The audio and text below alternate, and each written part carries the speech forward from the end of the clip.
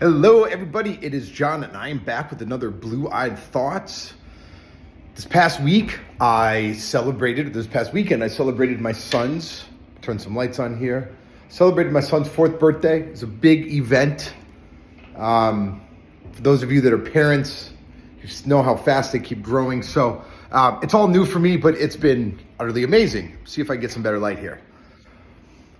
I tell you this because it made me think of something that I am focusing on when it comes to real estate, but I don't think there's a lot of it out there. And I think I may have figured out why.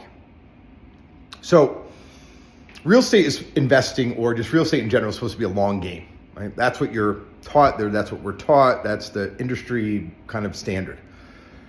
But when you look at real estate investments, well, they're not long. The average investment is 3 to 5 years, right? Everybody wants their money back fast, but then you repeat and redo it. So you're playing this long game, but you're doing it in kind of a weird way. And so you kind of just start spinning around like I am in my chair. So is there a different model? Enter perpetuity. And so the premise of perpetuity is that you make cash flow or infinite cash returns forever. How do we do that in real estate? Well, let's just take the example. So the typical deal, you invest or you purchase, maybe even that's yourself, and you add value, raise the equity, raise the value of the property. 3 to 5 years, you sell it, take all your money, pay all your taxes on your capital gains, all of that stuff, and then you rinse and repeat if you want to keep doing it. Well, the perpetuity model says, I'm going to invest money, add value. I'm going to find properties that have a lot of value potential. I'm then going to refinance instead of selling because I want to hang on to this property. I want to increase or build my portfolio. That cash out refinance means you now have zero of your original investment in a deal. Now, it's not always perfectly zero, but I'm trying to give you a general sense of the approach. But you still own the property, so you're still making cash flow. You then take that investment and you do it again. So now you repeat it and rinse and repeat like a traditional investment or current mainstream market investment, but you still own the property. You're still getting a check. You do it for the news property, get another check, a couple of years, refinance, and so on. But you maintain these properties, and now you start stacking checks into perpetuity.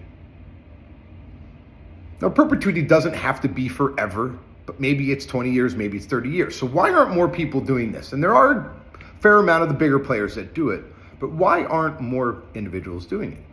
Well, it's my belief that it's really because we don't have a lot of operators out there. We have individuals that can hire contractors, add value, run a property for a few years, but then want to get rid of it when the property starts to age, because everything ages. Buildings have, and building components have a lifetime. But what if you had somebody that knew the property? What if somebody that knew how to optimize a property for the long haul? So then when you're thinking about investing, think about, do I want to keep doing this forever? Or how can I do lesser work and maybe achieve the same thing, if not maybe better returns? I think it takes some risk out the longer period you have. There's risks that people can't sell a property. There's risks if somebody doesn't really know how to maintain it and they have to hang on to it for a while. So there's a lot of risks either way, and maybe next episode we'll talk a little bit more about the risks. But anyway, I hope I gave you something cool to chew on and think about. And like always, give me some feedback. Love to hear from you. All right, talk to you soon. Bye.